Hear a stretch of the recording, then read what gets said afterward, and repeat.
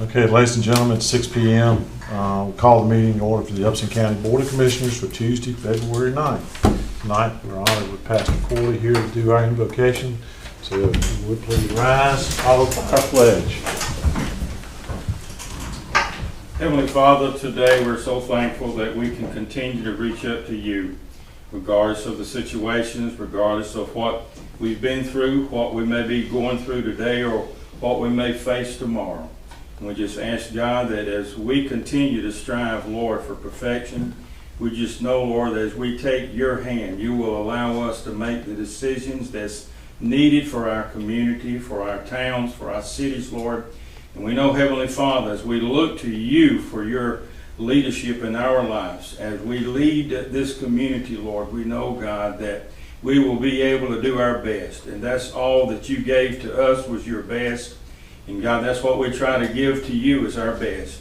And the only way we can accomplish that, Lord, is looking to you and your leadership in our life and our dealings every single day. And we pray, God, that you will bless these men and ladies, God, that strive for perfection in our community, Lord, to lead us in the best way, God, that we can accomplish great things for the people of our towns and cities and community. We ask this in the precious name of Jesus. Amen. Amen. You can join me in the pledge. I pledge allegiance to the flag of the United States of America and to the republic for which it stands, one nation, under God, indivisible, with liberty and justice for all. Thank you. Pastor, thank you. You can stay or you can... I'll stay for a little bit. Well, thank you. You will. Okay. Before we get into tonight's agenda, we'd like to make two changes to the agenda. If it would be okay with the board, I'd like to add a discussion of a resolution requesting a study and potential split of the Griffin Judicial Circuit. And then our attorney would like to add, as requested, an executive session for litigation. Is there Motion to amend the agenda. okay? Is there a second? Second. All those in favor? It's unanimous. Thank you. Okay. Next on the agenda is our public hearing for. Let's see. We're going to get into amending Chapter 484 of the Telecommunication Ordinance, Appendix A, zoning, talking about towers, amateur radio facilities, and the ordinance. Is there a motion to open the public hearing? So moved. Is there a second? Second. All in favor? Okay, it's unanimous. So the public hearing is open. Ms. Jones, we have... Yes, we have one public comment. This wasn't Mr. Reeves. This was No. someone else? Okay.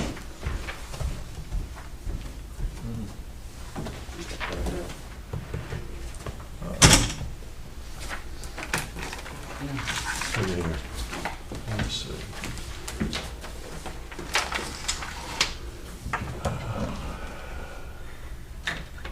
We should keep people from using the room if they're going to mess with the AV stuff.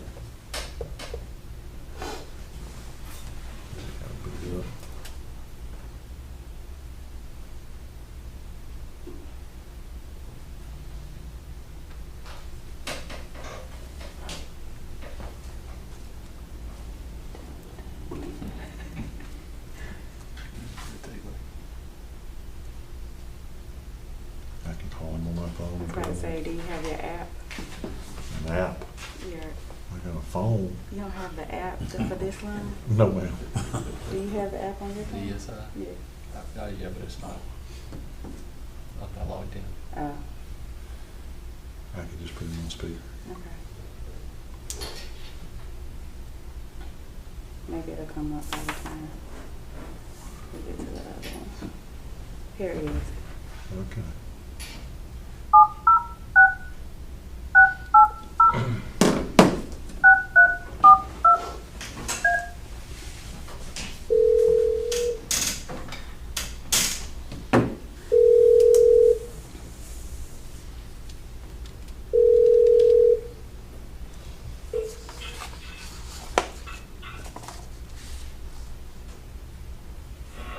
Hello, this is Bill.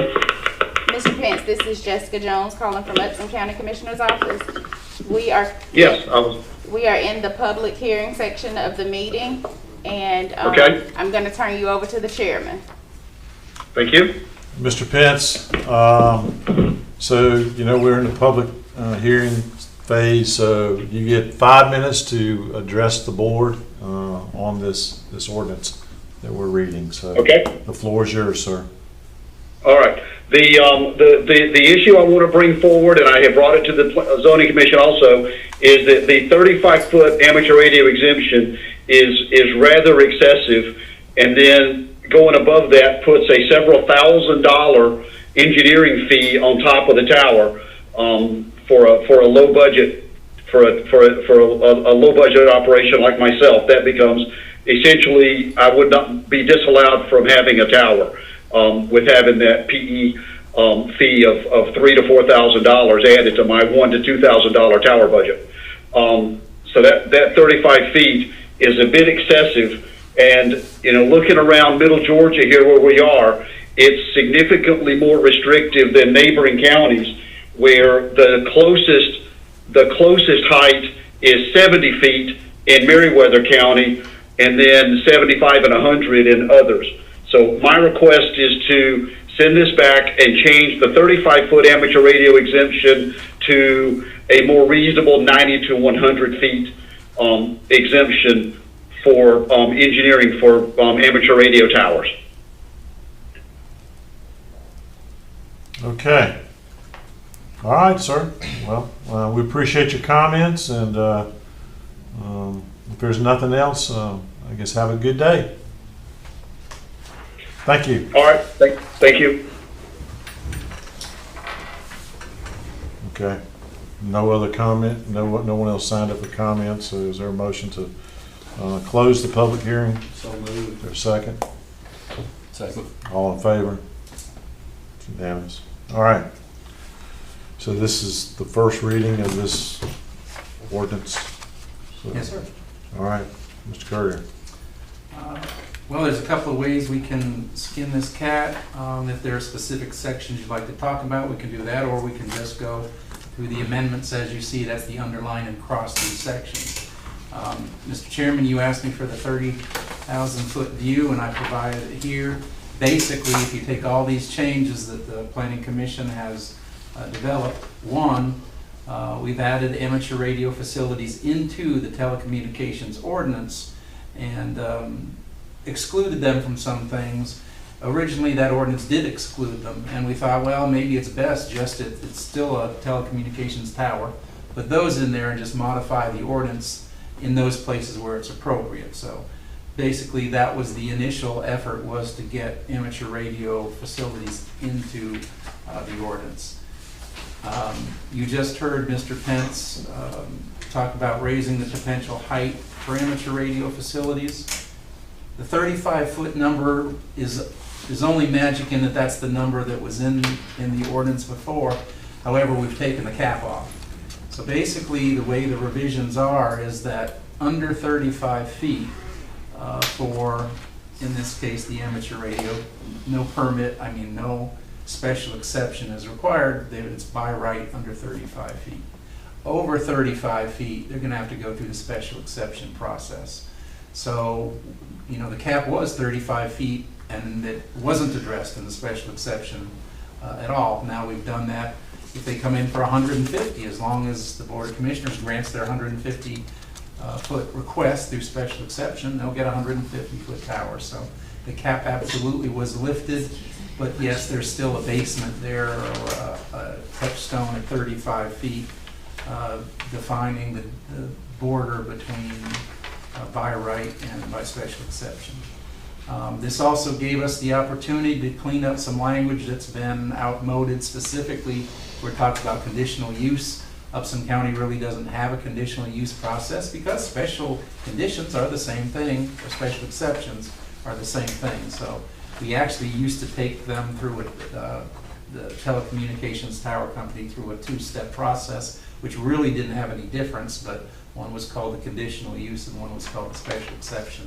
Now we're going to streamline that and just change that language that currently says conditional use. Were also a couple of conflicts in there, and we tried to clean those up, although you're going to hear later I'm going to request some changes to the language that you've got because I found some more conflicts that we need to clean up. And then fourth, there was some language that we needed about wireless communication towers that was sort of lacking. When we have the cell towers come in, we sort of shoehorn them in and call them radio towers. We don't really have wireless telecommunication towers. Now we can list exactly what they are. So that's where we're sort of cleaning up the ordinance a little bit to take care of the towers that we've been already permitting through special exceptions. And then finally, in preparing for tonight's meeting, from the time that you received the document, I found some more of that conflict language that needs to be cleaned up, and I'll show you that as we go through here. Mr. Chairman, I can either go, through all the changes now, or if you just wanted to pick and choose, you can do that, whatever you'd like to do. Gentlemen, how would you like to do this? I mean, this is it is kind of spread out. You want to just, if you have a copy of the ordinance, you want to just kind of go through the different sections of the ordinance to make sure we have a clear understanding of what the changes are. How would you like to do that? Do we have to have a motion to do any of that? Yeah, this is the first reading of this, so this is basically just, I guess this is the first reading. Let's just go through each of the sections. It won't take that long until we get to the meat. I'll be calling it out by the section number, and hopefully you can find that on the page, or maybe it's easy for you to see the sections also. And this is one of the first of the three changes that I'm going to ask that you don't have there, but like I said, in preparation, I'm trying to clean up some more conflicts. This applicability section actually confused things about referencing the fact that the height limitations are in this ordinance and ignore anything in the zoning. Well, the Planning Commission went the opposite way, and they put the special exception language and the height language into the zoning ordinance. So we just need this to be neutral in that you'll find most of that information in the zoning ordinance, but where there's no information there, for instance, like temporary towers. In the telecommunication ordinance, there's some temporary tower language that talks about height. We don't need to put that in the zoning ordinance, so it's sort of a partnership. But we wanted here in 84-23 applicability to eliminate that conflict language. So that's something that we're requesting that you didn't see readily in what you've got there. Well, excuse me, before we go any farther. So you're saying you're going to take out the temporary tower stuff? No, Okay. that stays in. It complements. There's no language in the zoning ordinance about temporary towers. Okay. It's in the telecommunications. Okay. But the mainstream stuff is in the zoning ordinance. That's where it talks about the special exceptions, the 35-foot, et cetera. And one other question. So the amateur radio towers were not, it used to not be a part of this. Correct. And now we've added it in. Yes. Try to integrate it in and put exceptions where we could, and we'll get to some of that. For instance, there in the definition of tower, we wanted to make sure that we included the amateur radios, towers, and then let's see, just in the overall purpose statement, number 6 was added to all the other purpose statements. So just to, again, integrate the amateur radio in there. There's exception language, and this is where we sort of do take the amateur radios back out, and I'll sort of preview those. There's a few of them specifically. If you're one of the big telecommunication towers, AT&T, Verizon, et cetera, you're going to have to do landscaping, you're going to have to do fencing. There's one other one. We excluded them from doing that. Well, anyway, we'll come up on the other one. But there's a third one, so we did purposely exclude them from having to do some of those things that the larger cell towers would have to do. All right. Here's one of them, the inventory of existing sites. With the larger towers, we certainly want them to look at co-location. That's not something you talk about with the hams. So the amateur radio, so you're going to take that out. You're not going to require them to do that co-location study that the other ones have to put into their report. And then we have to change some of that conditional use and special exception language. You'll see that throughout where we we cleaned that up. Let's see. And again, here in the red is some of that conflict language that is new that we've got to take out. Let's see. It basically was conflicting with a 35-foot language that we had in the zoning.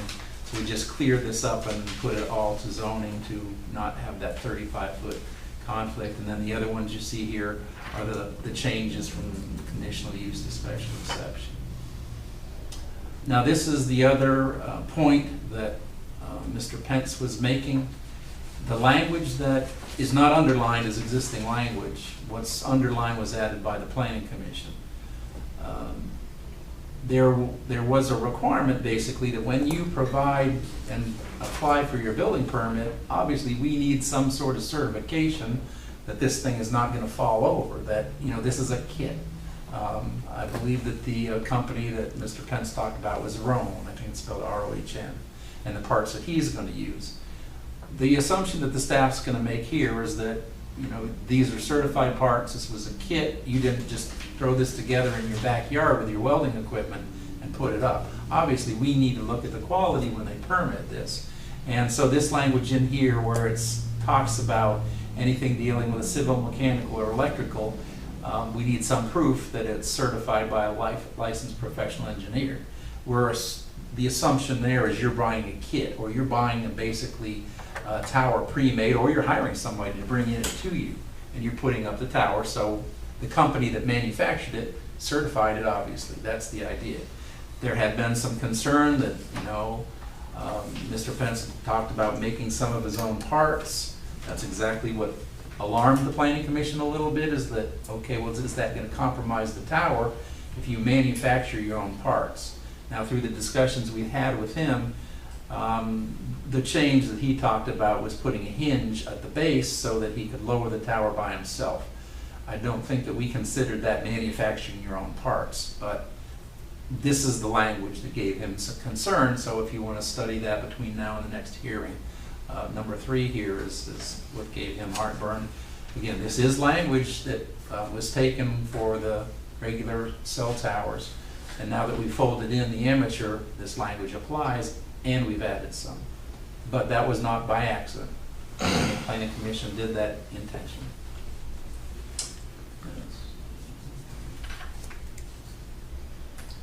Again, changing out the conditional use language, exemptions. The setback is going to be here. That's something that we didn't really have for the amateurs, is that basically the setback is required to be the height of your tower plus if there's antennas. We didn't have that in the ordinance before. You had your 35 feet in your regular setback, and then that was it. So this basically places you in the same boat, so that if you want to put up that 150-foot cell tower in your backyard and you're granted the special exception, one of the things that the Planning Commission and the Board of Commissioners have to make sure is that wherever that tower falls, it's still on the property of the owner. And yes, would that eliminate potentially from some smaller subdivision that has smaller lots? Is that a concern? It might be. We haven't really heard any comments to that effect. Let's see, setbacks. Again, we're including those other towers. We talked about them down at 1, that's the setback issue, and we had to change some language to make sure it was clear that it was basically the fall is what your setback is. Now this is the exemption. The security fencing required of the big towers, not required for the amateurs. The buffers and landscaping, the same thing. You'll see that they are exempt. So we don't treat them the same. Where it made sense, the Planning Commission did exempt the amateur radio operators.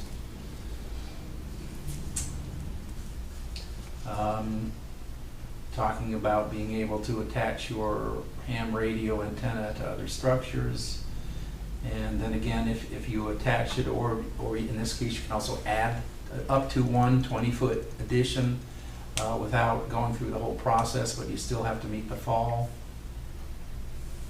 Then this is where we switch over. We come out of the telecommunication ordinance and we clean up our zoning districts. So we'll go through each one of the zoning districts here, and it's the same change basically, where we're adding language that it's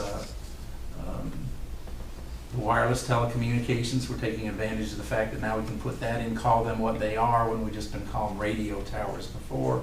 And then we're naming amateur radio antenna and support structures. You're going to see that the one, for instance, here, let's see, in the AR, we've got by right, and then you'll see when they exceed the 35 feet, they're by special exception. And you're going to see that pattern through all of these zoning districts. The R1, you include the name, under the 35 feet, by right, special exception over 35 feet. And I won't repeat, that's what you'll see here. There's the R2, R4, same language, R5.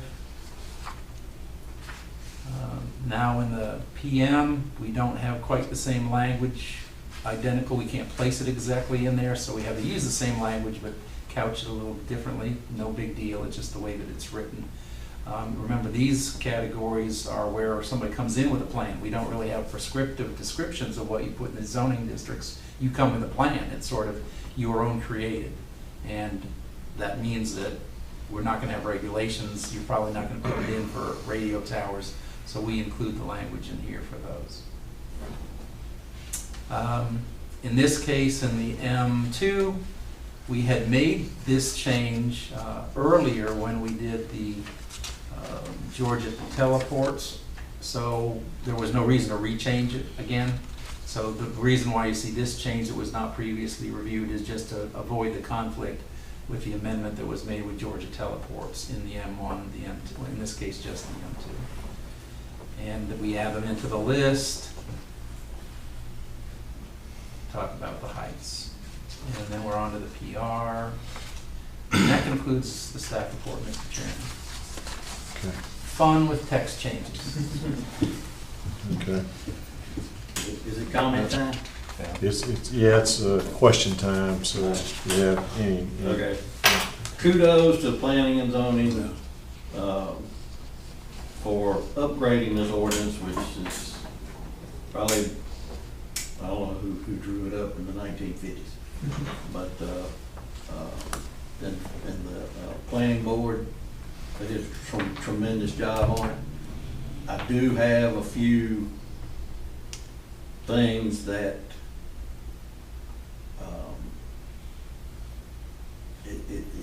it's kind of,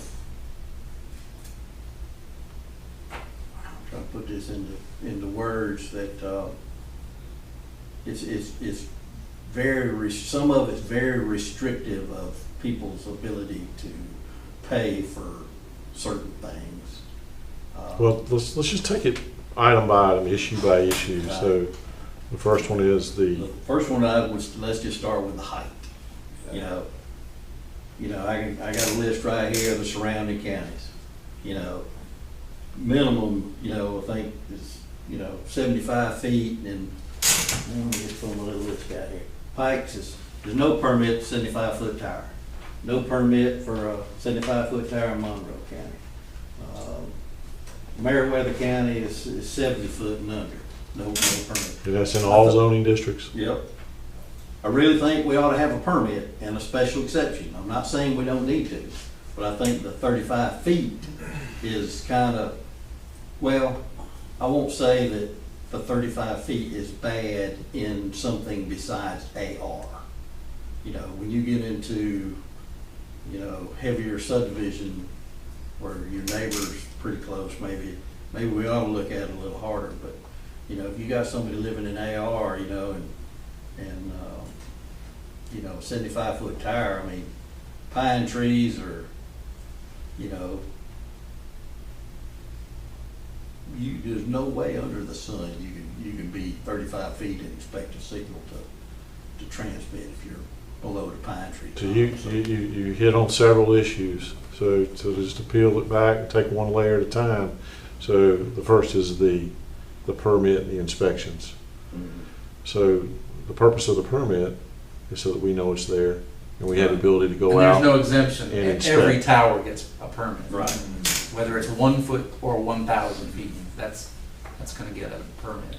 Remember, we just wanna separate the idea of the special exception process versus the building permit. Once you finish the special exception process, then you're gonna get the building permit. Now, the nice thing is the building permit's pretty easy Okay, because so, you've done all that work. so the permit flags the inspection, and what are we inspecting? The tower, make sure it won't fall over, make sure it's put together right. We'll take the specs that they provide, you know, we do that all the time with pre-built buildings or kit buildings. Let's just make sure you did it according to the manufacturer's direction. Of course, if you want to know any more detail than that, you have to ask Thomas exactly what he would look for. So it's in the building codes, what these, Well, generally, no, they're not going to be that specific, so you're looking at the plans that come with the kit. so no one say, they could own their own welding shop, they can't, we're saying you cannot build your own tower.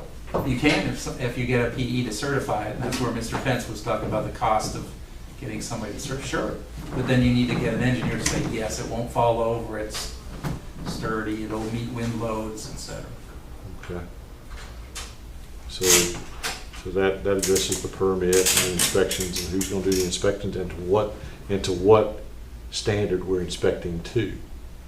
All right. What if they don't have it? What if There are a lot of things that we inspect too. Whoever created that plan, we inspect, just like when the building plans. Hey, you didn't build it. The architect designed it this way. You didn't build it the way the architect said it was going. You need to fix that. This would be the same thing. An engineer designed that, and either you paid a company to bring it in, or you got the kit from Roan and you built it yourself. We need to make sure you followed what Roan requires in their kit. And that's basically the inspection. I mean, anything obvious. I mean, if it's tilting over or... so you okay. Well, to that, I'm just thinking the inclusion of the amateur tower is kind of skewing this off a little bit. Not saying we should exclude it, but potentially add some more exemptions in there for amateur towers. Going back to the height, I mean, I would agree for that. I think we could lighten the load a little bit, but for the review of the engineering drawings for an amateur tower seems a little excessive. So it could just be a cut sheet. I mean, it doesn't have to be a professional structural engineer stamped drawing. Could it not just be a cut sheet, a data sheet from the manufacturer? Well, I think that's generally what we're talking about, whatever the... Well, that's what I'm kit thinking. comes If we could, for that one line item where it says the professional engineer drawings, if we can have an exemption for amateur towers and just say a data sheet from the manufacturer, that would eliminate anything under. Yeah, that's height. associated with that height Right. that's adjusted for amateur tower. That would eliminate the issue of having a structural engineer have to stamp this thing for amateur towers. It's kind of my thought on, relaxing that piece of it. What Yeah, about, I don't want to cause somebody any more pain than, I know several, I've met Mr. Pence one time, nice guy, but I know other people that have ham radios and they enjoy what they do, talk to folks from here, there, and the other. And I don't want to put any more hindrance on them than I think we really ought to for a hobby.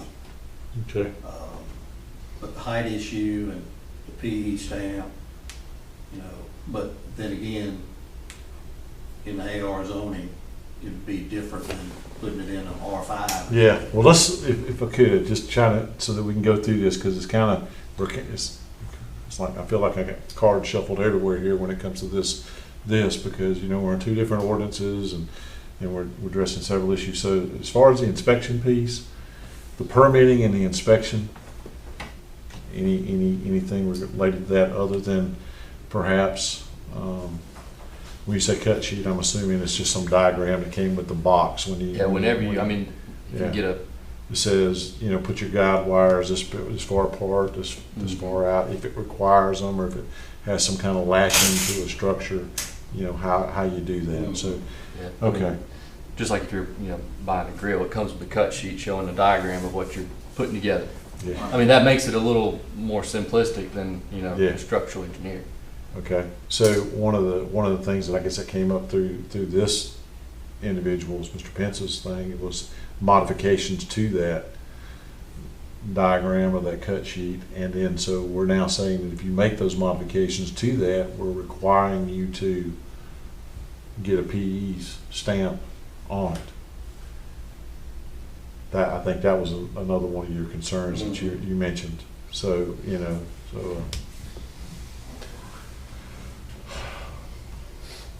somebody wants to, like in this case, I mean, because I guess the best example is a real world example. He wants to put a hinge plate, I guess, on the bottom so that he can lower it, so he can probably do some antenna maintenance or put some new ones on, or do whatever he's got to do from time to time, rather than a bucket truck or ladder. I've looked at those tires for it, and they got a pin hitch on the bottom where you can lay up and down, because you can't climb them.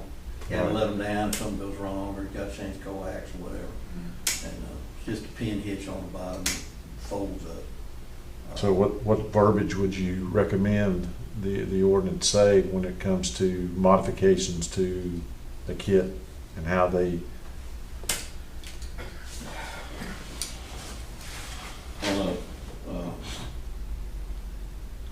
Never really thought about that part, because most people don't modify something they buy in a kit. So if there's any modification, then probably you ought to have something to stand behind.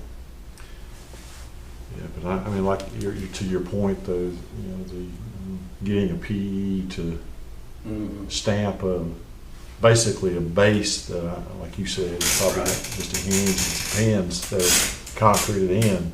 So I mean, seems a little excessive, in my opinion. I don't know about y'all, but and then to what standard would we inspect it to? Well, I think if we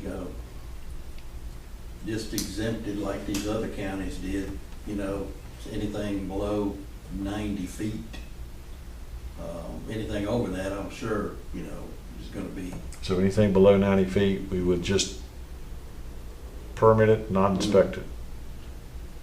Or well, if you permit it, you need to inspect it. Well, But we'd have to inspect it. and still it needs to come before the board for a special exception. I mean, I'm not going to try to skip the special exception thing, because I don't want somebody throwing up something that we don't know about and everything else. And so I think special exception, if we can raise the height to minimum or maximum 90 feet without having to go through a PE or it's come up from, I don't know where the 35 feet come from, because every other county is 75 to 90 to 100 feet.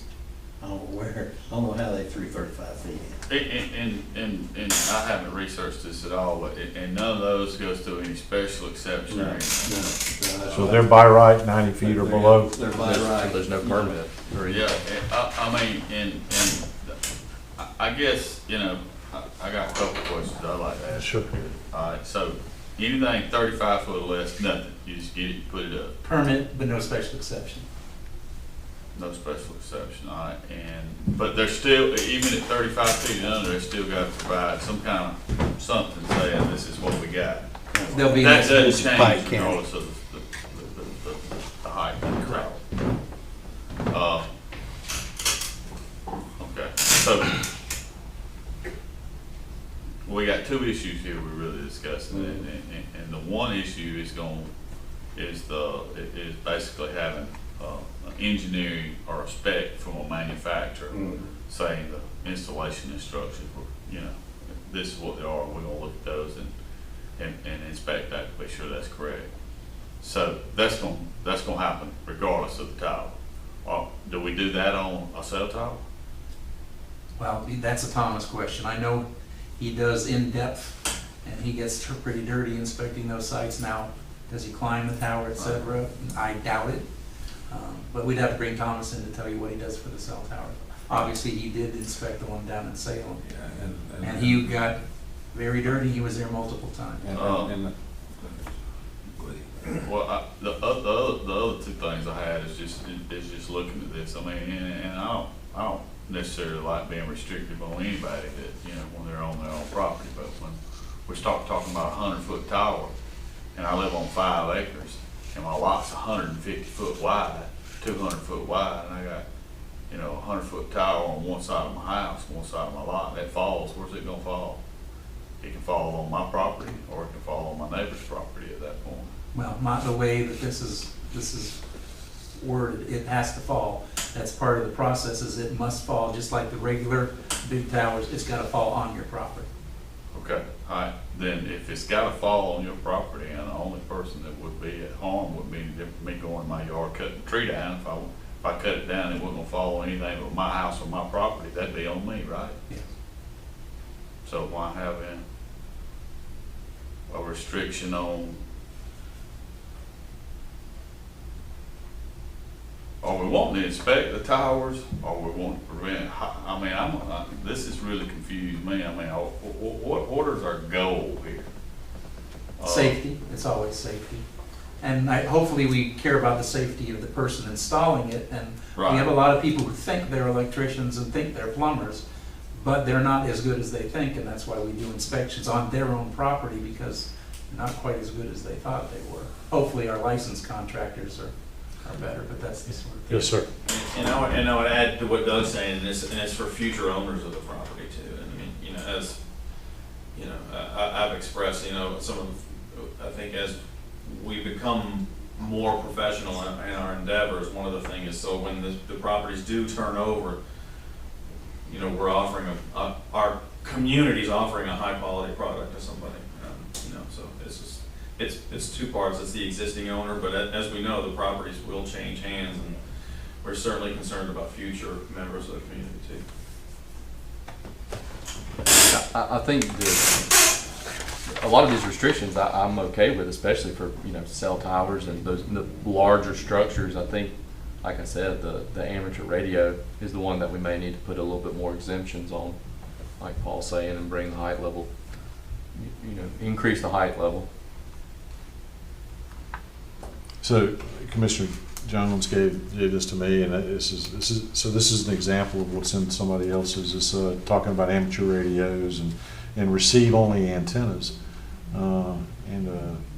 For these amateur radios, receive-only antennas shall not be required to obtain a building permit or install any amateur radio or receive-only antenna that is only 75 feet in height and is owned and operated by a federally licensed amateur radio station operator, or used exclusively for signal reception, like a TV antenna.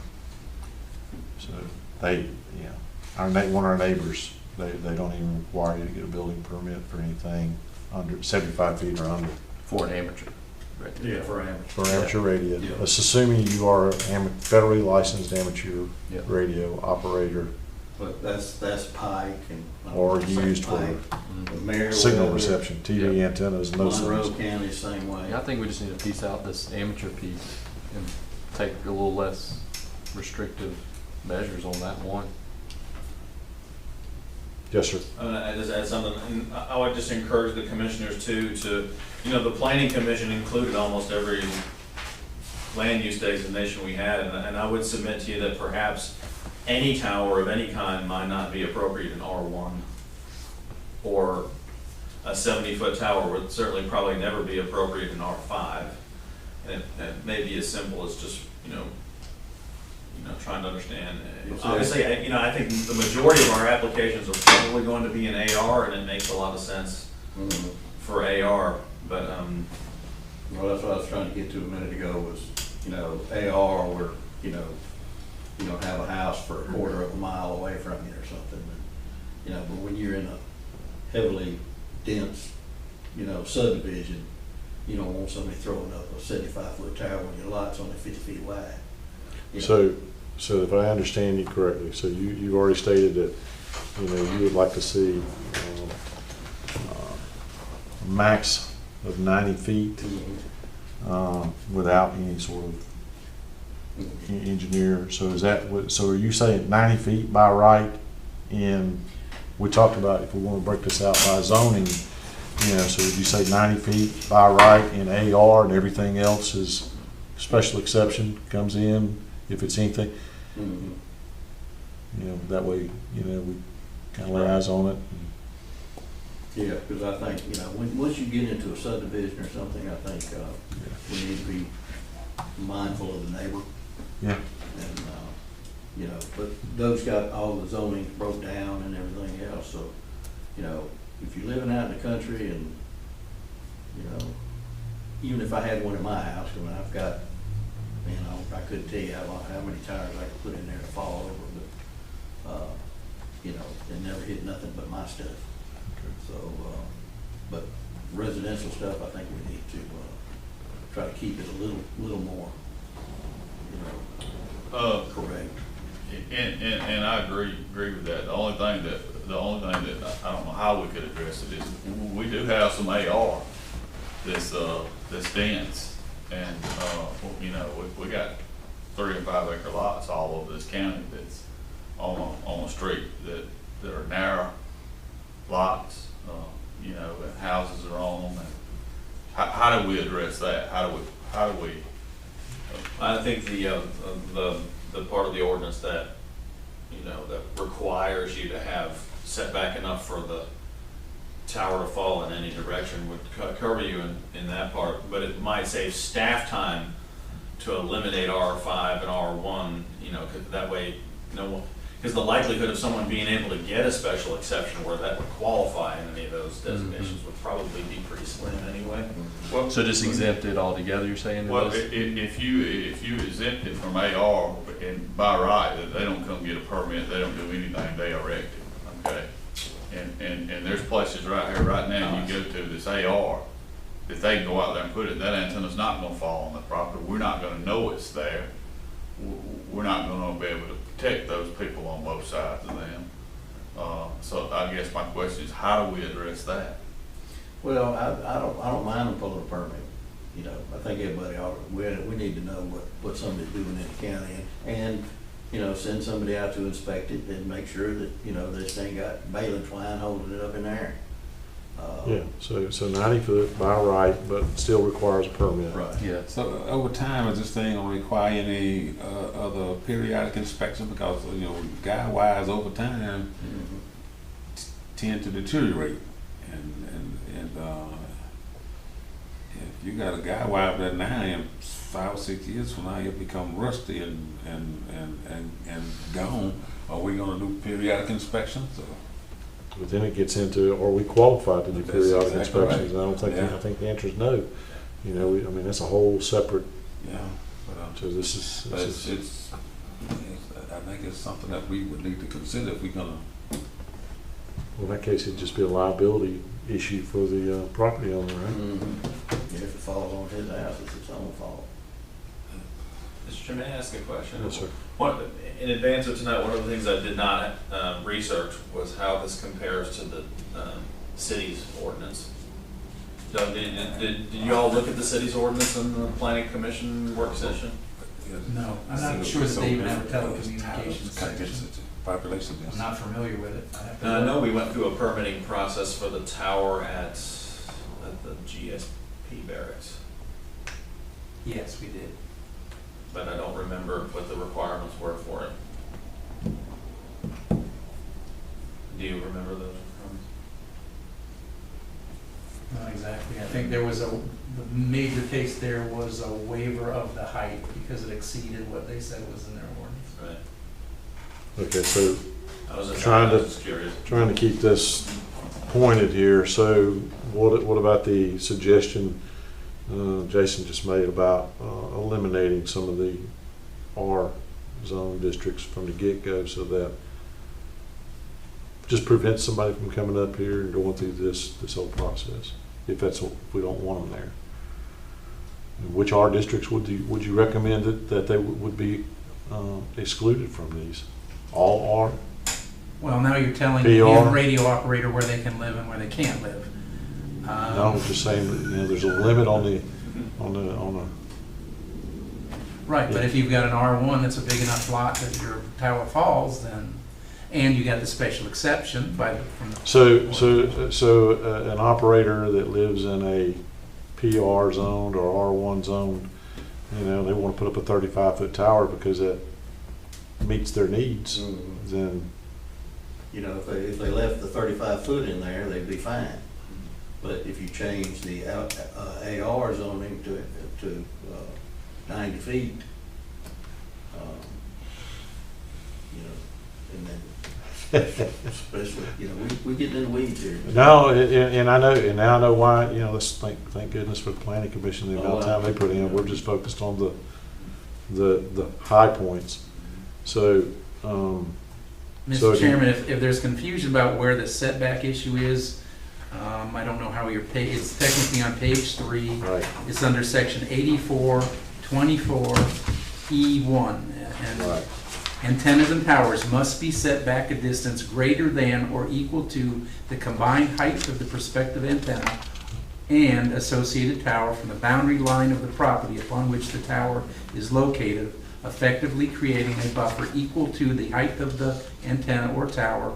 Potential future extensions to the equipment must be planned for, et cetera. And the rest of, so anything underlined was added by the planning commission. But you'll see, most of that language was already in there. The stuff that's not underlined across through was there already.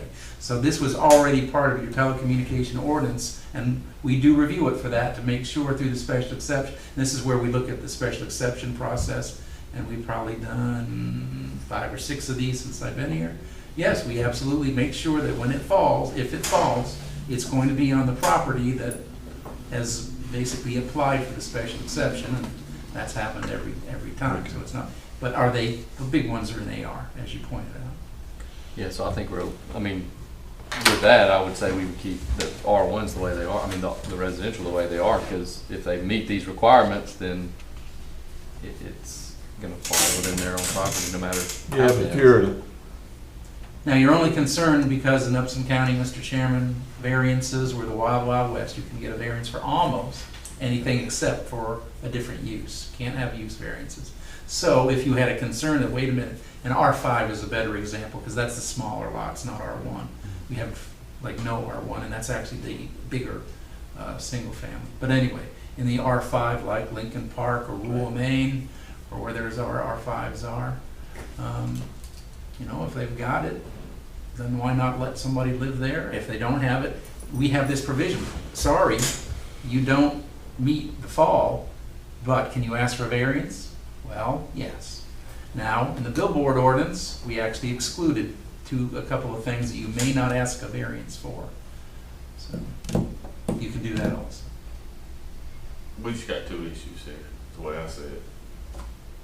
The height and then the requirement of you know, if somebody's gonna put up a 100-foot tower and we're gonna go out and inspect it, it needs to be, we need to have a way to inspect that tower for safety purposes.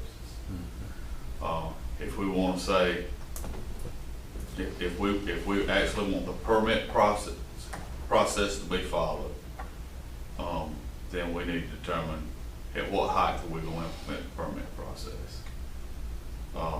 Because that'll just clear this up. If we say we want 90 foot, you can just build it within, 90 foot or under, no permit required in AR, leave it the same in everything else. But I would think that anybody putting up, I mean, I realize we want to help people. I want to do what I want to do on my property. I don't like having to come get a permit for anything either. I got to come see you.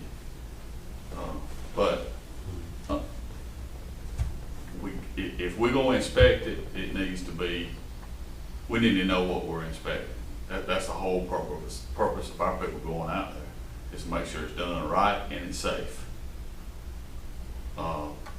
So are we going to require a permit for anything over 35 foot? Are we going to go take that to 90 and say anything under 90 requires no permit and it's by right? I don't know how we'll ever, I don't know how, my question about what if you're in AR and you're in a dense area? There, okay. Things are close together, but so I don't know how we get past that. I don't know that you can without writing a book on it. Nobody will be able to figure it out at that point. So let me pose this to you guys and see what you think. So this is the first reading of this, and I think we got a good place to start from. I think 95% of the work is done. We just got to answer those questions. And probably the best way to have that discussion would be to add this to the agenda for our next work session and get into the weeds a little bit, and then schedule the second reading of this at our first meeting in March. Is that appropriate? Is that a way to, I mean, there's nothing that says we have to do the second reading at our next meeting, is there? No, and you've held your public hearing, so you don't have to have another one. Okay. Would you guys like to take a little bit more time to dive into this a little bit more and have this discussion at our work session? Works for me. Okay. I don't think we need to vote on that. That's pretty much the consensus right here. So does that work for you? This gives us time to come and sit down with you individually and talk individually amongst ourselves and at our work session how we're going to work through this. The 90 versus the 35. What's the magic number? And all that, and answer those basic questions. Does our attorney need to answer the back-to-back hearings? I thought there was something in there that we had to have them in consecutive meetings. Do you know, Pat? No, I don't think it's consecutive. It just has to be, okay. I would think a first reading would be, The public hearing is for the, gives you an opportunity to adjust it, depending on our comments and the public's comments. okay. All right, so we'll move forward with that plan then. So it's a great product here. So we just got to work on some of the digits. We need to make a motion to move it into the work session or anything? I don't think so. I think we just do that, and we'll just with the plan of putting it on the first meeting in March. Just out of curiosity, are we holding that gentleman up from doing anything that he's trying to do while we're going through this process? He has expressed, He's been working on it since May of last year. Okay. Well, we're within 30 days of, so. All right. You can wait. Okay. With that, we'll move on to the next item on the agenda, which is another public hearing. This is for SPX 2021-01. Applicant is Mr. William Reeves, Thomaston. Mr. Reeves has requested an AR special exception for a 250 square foot family cemetery for use at 1193 Allen Road, 29.4 acre parcel on the land map, land lot 277, 278. Okay, so is there a motion to open the public hearing? So, Is there a second? Second. All in favor? Public hearing is open. As long as we don't have anyone, but I understand Mr. Reeves, he is standing by. If we have some questions, we can call him. Right. Okay. So there being no public comments, motion to close the public hearing? So moved. Second. All those in favor? And this public hearing is now closed. Mr. Curry. yes, sir, very quickly and briefly, this is a request for a family cemetery, 250 square feet. Normally, we do ask applicants for these family situations to not just request one plot or size for one plot, and that way, if additional members in the future want to be buried on that property, they don't have to come back to us for every burial. So this is obviously more than he would need in this particular case, but it's not the largest one we've ever approved. And cemeteries generically are listed as approvable or can be considered in the AR zoning, but by special exception, whether it's church cemetery, a commercial one, or a family cemetery. Most of the ones we get are family cemeteries. The location is down on Allen Road between Floret and US 80. It does not lie within a flood zone area. This area is AR, heavily wooded in this particular part of the neighborhood. Both the Planning Commission and the Board of Commissioners have standards required by your own ordinance and state law. These are those standards. Staff has done its own analysis against those standards, and basically it's their nuisance and is this a negative impact on the neighborhood. This is not going to be visible, I don't believe, from any other property. The nearest property line is 75 feet away. You know, it's a very small area where family members can be buried, so generally I think that you have a positive review against those standards, and there are no major impacts to be concerned about. The Planning Commission did have its hearing January 11th, where it recommended approval of this by a vote of 5-0. Staff also recommends approval. These are the standard 4 conditions. The 5th one is one I recently added in that we had someone taken out of a family cemetery. And that would be nice to just make sure that everybody publicly knows that too, that yes, the person, that this is no longer a family cemetery. There's no longer anyone buried there. So again, these are the standard conditions that we request you adopt whenever we do one of these cases. This is the southern part of the property. The site is approximately right in there. The next slide shows you the drawing that was made. You can see here's the flag stick on the flag lot, and there's the 250 square feet. Very large parcel, and that's 75 feet from the nearest property line. And that concludes my staff report, Mr. Chairman. Yes, gentlemen, you've heard staff's recommendation. Is there a motion on this request? Motion that we approve it. With the conditions? With the condition. Thank you. Okay. Motion from Commissioner Wilder. Is there a second? Second. Okay. So seconded by Commissioner Watson. So motion to approve based on staff recommendation and with the recommended conditions that are listed. Any discussion? Hearing no discussion, Ms. Jones. Commissioner Watson? Yes. Commissioner Wilder? Yes. Commissioner Ellington? Yes. Commissioner Jones? Yes. Yes. Chairman Allen? I'm so sorry. Trying to exclude me. I'm sorry. Okay. All right. Moving right along. Public comments. Ms. Jones, we have any? Yes. Okay. We have 3 people that we have to call, and then I have 1 to read. Okay. 2 of them are at the same number.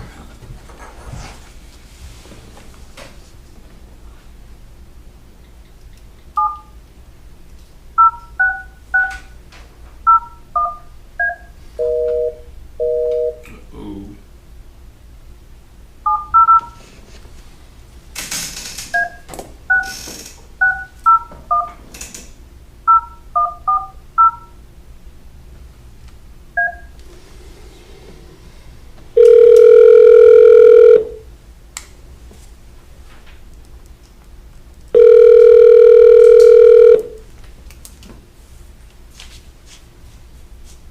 Hello? May I speak with Miss Betty? Yes. This is Jessica Jones calling from the Commissioner's office. We are Yes. in the public comment section of our meeting, and I'm going to turn you over Okay. to the chairman. Yes. The public comment section? Yes, ma'am. Yes, ma'am. So Okay. if you would, just state your name and your address, and once you start, you have 5 minutes to address your concerns to the board. Okay, thank you so much. Okay? So your name and your address? Okay, my name is Betty Jo Osler, and my address is 97 Smith Street, Thomaston, Georgia. Okay. Floor is yours, ma'am. Okay, thank you. Thank you for this opportunity to speak. Our long overdue FTTP must be completed now in place of wireless infrastructure and a broadband deployment here in Upson County. A congressional hearing confirmed that newer pulse modulated wireless infrastructure emits frequency RF radiation. The industry admits no safety testing has been done, and a hearing update technology of new deployment antennas. All wireless equipment, device, and towers emit biohazard radio frequency microwave radiation. Health effects from radio frequency microwave radiation are cumulative, and FCC has failed to address cumulative harm from RF exposure, creating a layering on densification of wireless infrastructure. People live in homes where they sleep and work and play 24/7 would be exponentially increased. People exposure to harmful microwave radiation here in Upson County without their formal consent. Parents in Raybone, California say a cell phone tower in a local schoolyard is to blame for the cancer diagnosis of 4 students in the last 3 years. Dating back a study, in 2004, firefighters working near a station in a cell tower were given brain scans. These firefighters, having passed health mental evaluation when hired, were complaining of symptoms such as headaches, memory loss, difficulty sleeping, anxiety, and extreme fatigue. The scan showed that firefighters had dead brain cells from radiation exposure. Because of this, in 2015 and 17, congressional acts were written into law by the California legislative branch, giving firefighters exemption from telecommunication antennas being mounted at their place of work because of health exposure risk and illness. We, the people, have paid for FTTP, that's fiber optics to the premises, since 1990, as was made known to you at a previous public commissioners meeting back in January of 21. I and many of my constituents do not consent to wireless infrastructure being attached to EMC poles on or near our property or in our neighborhood where we live, work, sleep, and play.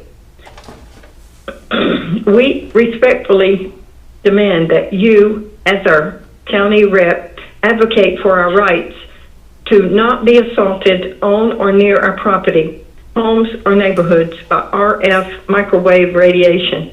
There is a remedy.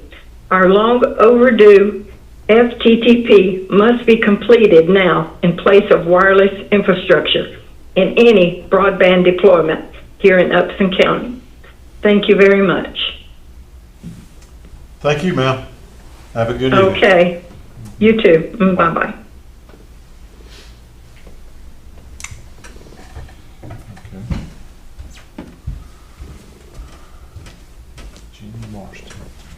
So Jerry and Catherine have the same number. I guess they'll pass the phone. Okay. Or however you want. That's Jerry. Mm-hmm.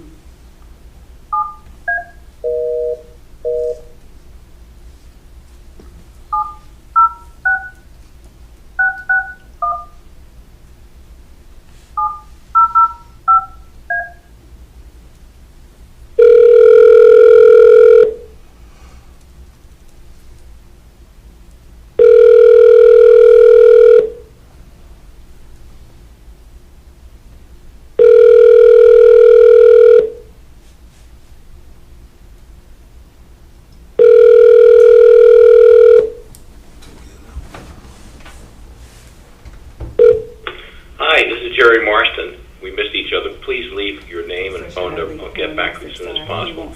Remember, you get to choose which way you go today. Make the right choice. Have a good one. Yeah. Bye now. At the tone, please record your message. When you have finished recording, simply hang up or press pound for further options. Mr. Marston, this is Jessica Jones calling from Upson County Commissioner's Office. We are currently in the Board of Commissioners meeting in public comment the public comment section. The time is 7:07 and I was calling you to give you your opportunity to have your public comments. Okay. And that covers both of them? Yeah. Okay. And then I have one to read.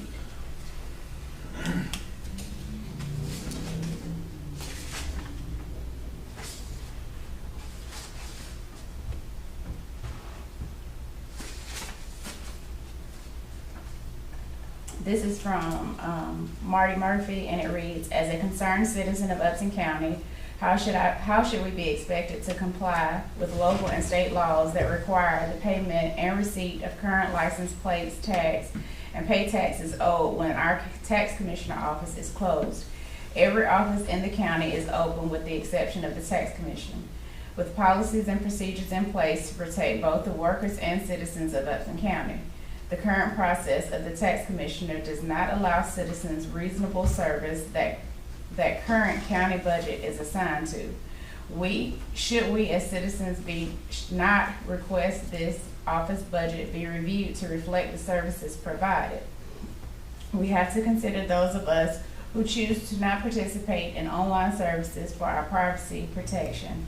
Is there not a duty of the elected office to provide the citizen the opportunity within reasonable convenience to pay appropriate taxes to comply with all local and state laws?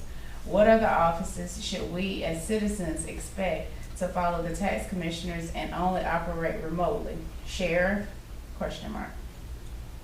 Thank you for your service. Thank you for servicing our wonderful community. Okay.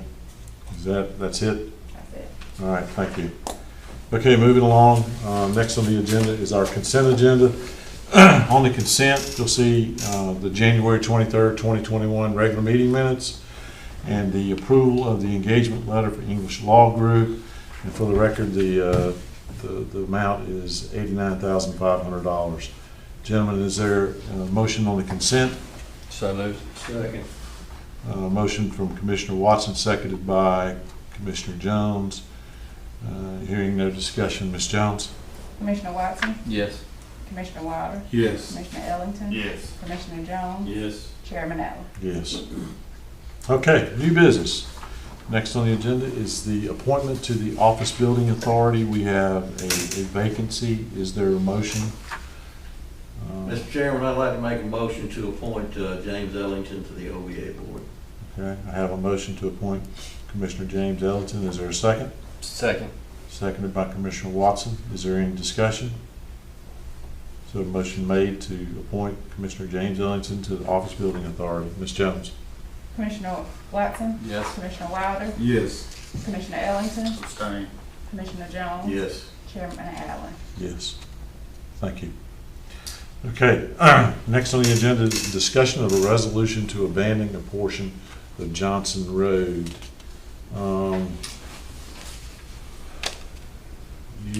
Jason, you want to step us through this, or would you like me to do what I can?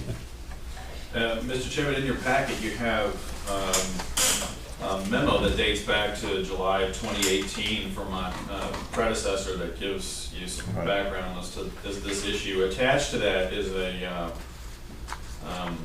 is Exhibit A, which will be the third page in your packet, which shows the section of the road that would be abandoned. So this is basically a disused road located in the industrial park, and it's the intention of this action to have the property revert back to the owners on each side of the road, one of which would be Mr. Trice's client, and then the other would be the Industrial Development Authority of Thomas and Upson County. The previous county manager had reviewed it and recommended it, and I see no reason to not do the same. And I think English Law Group actually worked on this with Mr. Trice's office, so I would ask the chair if perhaps the county attorney has any comments to make on this. Mr. English, you. I don't have any comments to make. I think it's laid out, excuse me, pretty well why this is, resolution's been proposed and why Mr. Beckett and the present county manager are in favor of it. Okay. Under the law, it's the appropriate things have been done that need to be done. Okay. Then it's just a matter of the resolution and the notice, intention, and the meeting to approve it after it goes on the paper. Okay. So, gentlemen, if you'll indulge me, I'll summarize the resolution that you have. Whereas Upson County has determined that a portion of Johnson Road, County Road number 222, which is a part of county road systems located in Upson County, Georgia, in land lots 96, 109 of the 10th Land District, has ceased to be used by the public to the extent that no substantial public purpose is served by it, and more specifically, that said portion, which extends northerly from the right-of-way of the Norfolk Southern Railroad, a distance of approximately 890 feet, has been rendered obsolete by the construction of the new Central Georgia Business and Technology Parkway. Whereas the board is authorized to abandon any portion of the county road system under such circumstances under the authority of and pursuant to procedures set forth in the subsection of OCGA section 32-7-2, and whereas the portion of Johnson Road which the board seeks to abandon is more particularly described below. And I'm not going to read all this, but it's an 80-foot wide strip of land and land lots 96 and 109 of 10th Land District. It defines the survey points and all that. Now therefore it be resolved that the Upson County Board of Commissioners will conduct a public hearing on the proposed abandonment. Described portion of Johnson Road to be held at the County Commissioners' room of the Upson County Government Complex in Thomaston, Georgia at 6 p.m. on the 23rd day of February. The county attorney is directed to notify the adjacent property owners and to cause notice of the public hearing be published in the Upson Beacon once a week for 2 weeks as provided by law. And then you'll see the notice of intent, which I'm assuming that is what's going to be published, and a certification. So, gentlemen, is there a motion on this? Mr. Chairman, I know a motion hasn't been made, but just to make sure I'm understanding this correctly, it's the little short section there with the swamp on one side, and it actually comes back. If that is truly the case, we've already in a public meeting addressed this, and we did abandon this road approximately 2 years ago. We've had this in a public meeting, and we did vote on this in a public meeting. Yeah, that was gonna be my question, because I remember the same thing. Yeah, If this matter has been addressed. it's the same piece.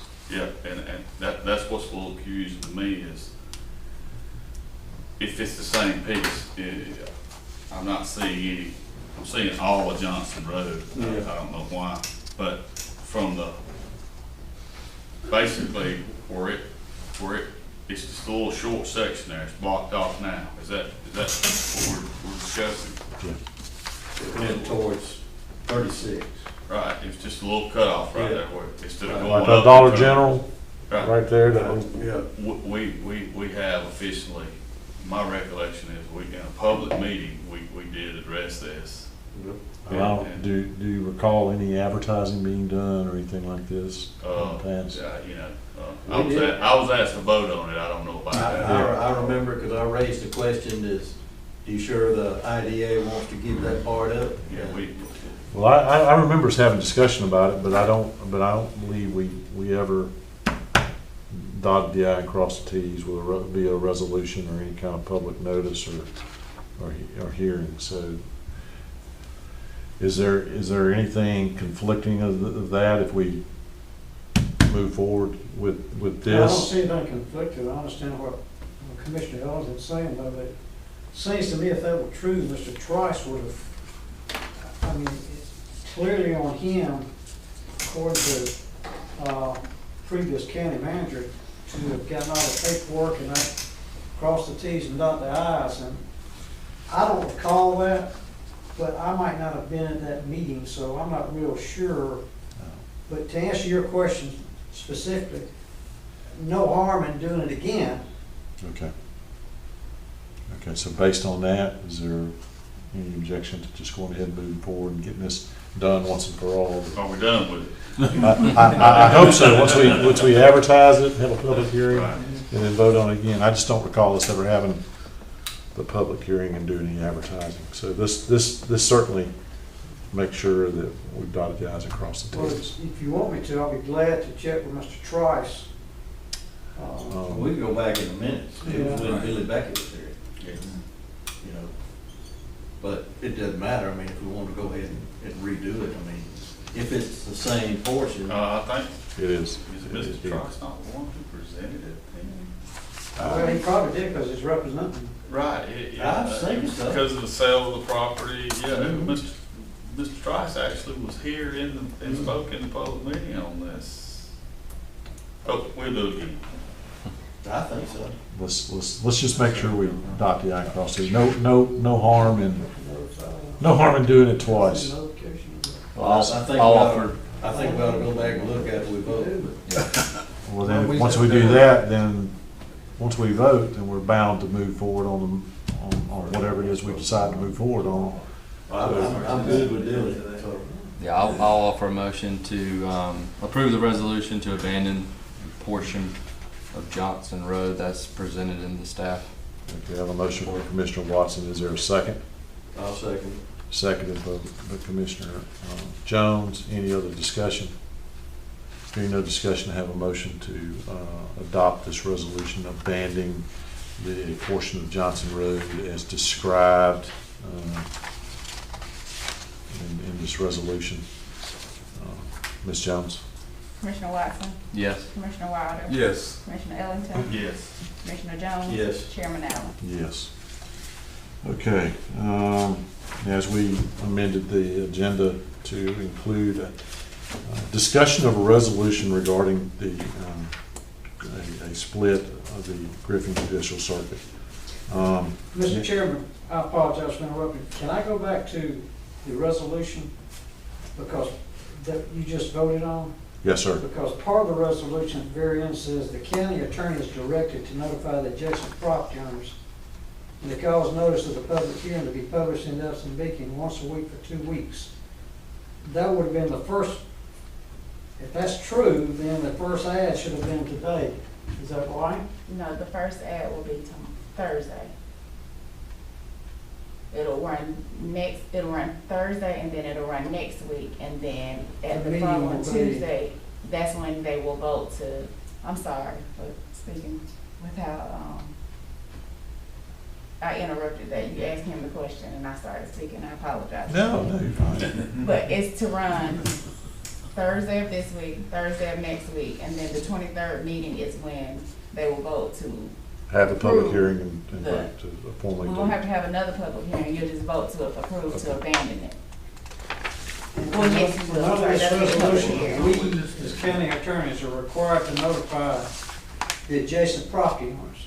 Mr. Trice called me, talked to Jason, and he said, I'm under the assumption that he has done all of that. That was my assumption, but I wanted to make sure that, Well, if y'all could just make sure. yeah, that's why I and decided it does say that we'll have according to this resolution, we'll have a public Public hearing hearing. on the 23rd. Yes, that's what we're advertising. Okay. thank He you. said that he was available if we wanted to call him, if he wants to. Getting it in the paper for Thursday. It's in the paper for Thursday. I talked to Debbie already. Okay, all right, When he's done. okay. Thank you. You're welcome. Yes, sir. Okay. Discussion of a resolution requesting a study or split of the Griffin Judicial Circuit. We've all had discussions over a very long period of time about the potential, the changing of how our circuit is organized now with Fayette, Spalding, Pike, and Upson. There's been a lot of conversation between a lot of elected officials, asking about it. It seems like, I talked to our representative, Ms. Camp. She is willing to move forward and present this in the legislature. We just need to provide her a resolution requesting whatever it is we want as far as, I think we've had some discussion amongst ourselves over a period of time that, hey, when we talk about the split of the circuit, the first thing everybody always falls back on, hey, it's just going to cost too much money. Well, what is too much money? What is that dollar amount? And we've had some money. We've never really had a definitive amount. So I think it would be my intent to at least ask for the study to be done to try to determine what the actual cost would be to each county.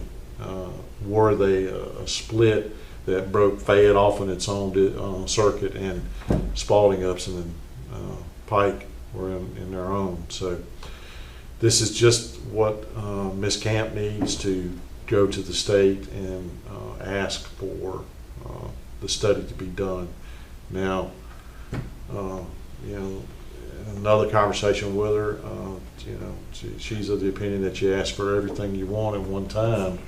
But I don't know that, you know, it's really prudent to say, okay, we support a split when we don't know what the dollar amount would be to the community. I know, you know, I've had personal conversations with commissioners in Pike, Fayette, and Spalding, and for the most part, well, everybody I've talked to has been for it. I think there's been some opposition in Fayette, and Pasco could speak to that, that in the past there's always been some opposition up there to it. Jason has provided some information where there are other circuits throughout the state that are in a very similar situation, where they've had a community that has grown significantly, and there's been kind of just a shift in the makeup of the community, where, you know, like for us, Fayette is certainly a lot different than say Pike and Upson and Spalding are, just like I think one was in Augusta in that area, Richmond, Columbia County, and those two counties that are up there. And another I'm told is Newton and Covington. So it may be, if we're going to ask, now's the time to ask. And it was requested that we get this to her before the end of February. So it would be I guess a fairly short resolution that basically we're saying in Upson County that we're requesting the study. And Jason, did you say that the study wouldn't cost us anything? It would, okay. It would, legislative council would provide the. Yeah. Now, it may be that Pike County asks for something completely different. They may ask for the split. But in any case, any of this would prompt a study, right? Yeah, there would be a fiscal note attached to any legislation. In other words, typically a study is asked for before the request is made. Not necessarily. It's not always done that way, but. So if we're going to ask her to go forward with this, she needs something that demonstrates our commitment to this. So you need a motion for staff to write a resolution. To prepare a resolution requesting yes, sir. Did the board want to take the extra step of authorizing the execution of that resolution to move it along? Or did we want to just have that resolution for the next meeting? I think I don't know. Y'all just want to have it at the next meeting? I mean, if we're just going to authorize a resolution for a study, I'd say let's go ahead and approve that and move forward now. Okay, so you want to put that in the form of a motion? Not to put you on point, but yeah, I like to make a motion that we go ahead and have staff draw up a resolution, and in this motion, I vote that we give we submit that authorize me to authorize the chairman to take action. Okay. There's a motion. Is there? So motion made and seconded, made by Commissioner Ellington, seconded by Commissioner Jones, to authorize staff to prepare a resolution for us to send to State Representative Camp, requesting the state do a study of the potential for a circuit split. And it authorizes me to go ahead and sign that resolution to get it moving along. Any other discussion? Ms. Jones? Commissioner Watson? Yes. Commissioner Wilder? Yes. Commissioner Ellington? Yes. Commissioner Jones? Yes. Chairman Allen? Yes. Thank you. All right. Well, next on the agenda is executive session, but before we go into executive session, we'll go ahead and take care of any comments. Jason, you have any? Yeah, Mr. Chairman, I have four. While Mr. Curry is in the room, I want to personally thank him for securing us a second year of funding from ACCG's Civic Affairs Foundation. He's the recipient of yet another grant for funding to provide an internship, which I felt like was very successful last year. Hopefully we can find another quality candidate like we did in 2020. So I just wanted to say thanks to Doug for making that happen for us. Hey, Doug. That was announced earlier this week. Couple quick notes. You're probably seeing that, the legislative session is kind of in full force, and you're starting to get your weekly updates. If you have any questions, I'm following certain items, and I'll start providing you with ones that I find might be of interest to you. But if you have any specific questions, or you want me to, more importantly, engage your staff at ACCG about any issues regarding existing legislation or other items, just please let me know and I can facilitate that for you. One that our staff is working on in conjunction with ACCG this year is a piece of legislation that it has got strong backing from the Georgia Forestry Association to increase truck weight limits, and that's something that we've got a call on. Our staff has got a call later this week with ACCG staff to get some feedback on.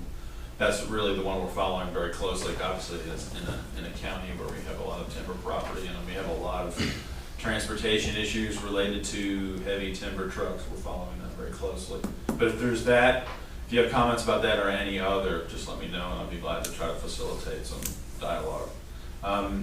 Third item, our trash or litter pickup contractor has started, and they hit the ground running Monday. We're keeping close tabs on them. The road department's doing a great job working with them. We're getting lists from them daily on their progress, and then we're having staff check up to see what the finished product looks like. So far, so good. We got a positive report from staff that they're doing a good job for us. They were on site Monday, not today. They're resuming again tomorrow. So if you see white trucks that say that have North Carolina license plates and say Loving Contracting, that's the contractor that we're discussing. Could you, as you know, either the ones they've done or the ones they're going to do, just kind of shoot us an email to let us know, sure, so that we're out and about. We can ride by. So you can be glad to see if they did as good as we did. Yeah, see if they did as good as we did. I can tell you. Never mind, we won't go there. They're worth every dime we're paying them. Let's put it that way. The staff gave a very positive report on day one, so good. And then lastly, just a reminder, we did have our COVID call today, which I was a couple of minutes late calling into. I got a nice reminder from the city manager that I wasn't on the call. But it went very well, and just as we suspected, the numbers are continuing to move in the right direction. And I think as we discussed at the work session last week, our decision to go back to normal operating protocols for starting Monday next week, I think we're well within the range as far as the activity of the pandemic in our community to be able to do that safely. So I feel very comfortable opening the doors on Monday. So I know we're having court and probate, magistrate holding court. I think they're doing selective hearings is what they're doing now, but they'll go back to having. What the magistrate judge communicated to me is that they're going to break it into multiple days to keep the numbers low. Okay. Yeah. So we will look forward to having magistrate court again in the next few weeks. So actually, they're the most excited about openings. They felt like they got more exposure going to and from the door to let people in than if people were just automatically allowed in and they could stay behind their counter that's glass. But so we got a lot of support from the magistrate office by opening Monday. So. Okay. And just to confirm that all the constitutional offices and all the board's offices will all be back to normal operating on Monday. So I got confirmation from all of them. Okay. And we're just encouraging people to wear a mask when they come in, and yes, it's not mandated. So if you're watching, please wear a mask when you come in, and just be mindful of your social distancing. And we've got supplies there, so that's good. Obviously, there's a lot of interest in getting Civic Center back to normal again. Well, we're still a ways away from that, but anyway, so it's good. Oh, well, Mr. Chairman, you mentioned Civic Center. We have the basketball season has resumed, but registration for spring sports is going very well. So The one thing we will still not have are the mass gatherings, such as we have concerts or wrestling matches, but that would be in excess of 50 people. That's the one thing we're still going to limit. Other than that, it will be back to normal operating protocols. Okay. Okay. Ms. Jones, got anything? No, sir. Ms. James, you got anything for us? I know we're going to go executive session like that. That's all I would have. Okay. All right. Mr. Watson? Yeah, well, back to the litter cleanup. I want to thank Ms. Rogers for kind of heading up that effort this past Saturday. I think we had a pretty good turnout, and it definitely put it in perspective, seeing it out on the road. I mean, you see it when you ride by, but when you're out there picking it up, it was bad. And I'm glad to hear our contractors are out there doing it, so hopefully we don't have to. But I appreciate her. Well, while you talk about that, I said something kind of off the cuff. I said, yeah, I don't like having to pay contractors to go out there, and I look forward to the day we get community service back out there. But as we learned the other day, the condition of some of our roads are so bad that it is an effort. You think about we're picking up trash, you're just walking down and you're getting it, but that's not the case. I mean, it's a substantial effort. So I can't wait to see some of the roads these folks are doing. So anyway. Yeah, I got my share of road trash pickup over there too, and it's bad to see people come by and stop right in front of you picking up trash. They come and stop and throw the trash out in the ditch as you picking up trash, and that didn't go over quite so well in my mind. I didn't particularly like it, but I would love for them to be a little bit more conscious about what they're doing and keep a little bag in the vehicle rather than throwing it all out on the street. That's all I have. That's it? That's it, man. Hey, that's it. Okay. Well, keep the rest of it. Mr. Ellington. I guess I'm gonna tag along what most of you've already mentioned is the litter pickup. I want to thank Jennifer Rogers for her coordinating that event. And I'd love to be able to name all the people, but I'm sure I'd miss somebody, and I don't want to offend anybody. The purpose of me saying this is I want to thank everybody that participated in that. I've seen a lot of stuff on Facebook. A lot of people out there picking up, and I'm thanking you not only as a commissioner but as a citizen for helping clean up our community. We still got a long way to go. I understand from a social media post that we're going to have Ms. Rogers has coordinated another event on February the 20th, if that is correct.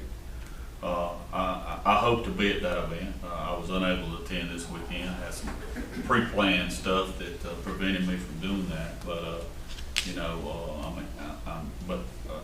I think the citizens that took their time and their Saturday to get up and go out there and help clean up their community. I wish I could recognize them. And as I see you out in the community, I plan on telling you, thank you. That's basically all I got, Mr. Chairman. Okay. And I'll just mention two things. But from following up from our last meeting where we had some discussion about roads, I've reached out and I've talked to one of our local guys who's a vendor for a paving company and expressed our interest in some alternative paving solutions, and I've also reached out and I talked to Chris at EMC and expressed our interest in looking to see if there are any of the lower cost options, and so hopefully we may get a company to come in and do a demonstration for us. And so I would ask you if there's a road in your district or something that you know of that would be an ideal candidate for that. How about getting with James Milton and Jason and let's maybe come up with one, 2, or 3 roads. Don't want to push our luck with a demo, but there are some different paving options out there. Maybe we can get them in there. And so Jason and I will work on that with them, and hopefully we'll get somebody to come in here and show us some other options.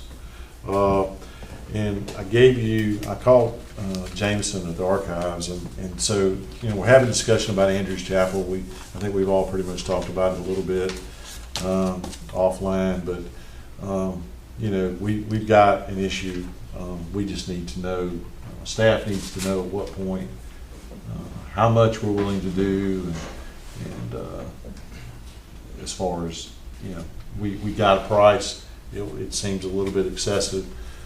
So let's put our collaborative thinking hats on and think about what we want to do. This is some really good information about the significance of this, and it may be that this would be an ideal candidate for something to be some efforts to try to get this on the historic register and stuff like that. So we need to figure out what we're going to do. So we stopped the leak. We got the tarp over, or hopefully there's no water going in there now. We just got to figure out what the appropriate solution would be for the long term for repairing that facility or otherwise. So I think we've all started getting phone calls about that. So with that, I don't have anything else. I forgot about the distinguished gentleman in the front. I'm in the peanut gallery. You kind of blend in. You know, your hair kind of blends in with the wall. You know, I just appreciate everybody that did volunteer to do this trash pickup, and it takes a town to get together to try to accomplish something that they take for granted, that the county was picking up trash and everything, and you know, in these times right now, you know, we need to, you know, group together and take a section of road. And I know now we got a new contractor, and they're gonna run it from there. But hey, people, even if you just picked up the trash in front of your own house, you know, that'd help a lot. Yeah. So, other than that, thank you for watching. Yeah, and I will add, you know, Sheriff Kilgore is very interested. As soon as he's able to get community services back out on the road picking this up. I mean, he likes doing it. He wants to do it. He just got to do it at the right time. So anyway, if there's nothing else for public comments, I will entertain a motion to go into executive session for litigation. So much. Is there a second? Seconded by Commissioner Jones. All in favor? We are in executive session. We will go into executive session, and we will not be voting on anything coming out of executive session. So we can secure that.